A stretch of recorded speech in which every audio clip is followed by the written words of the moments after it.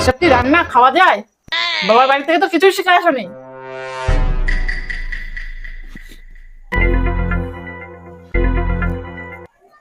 দেখি কটা বাজে, বাবা কত বেলা হয়ে গেছে, বৌমা কি উঠেছে দেখি গিয়ে।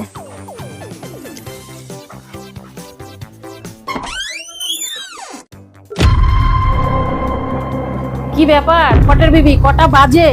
বাসি কাজ সেরে এখন কি চাটা পাবো না? এই তো মা যাচ্ছে।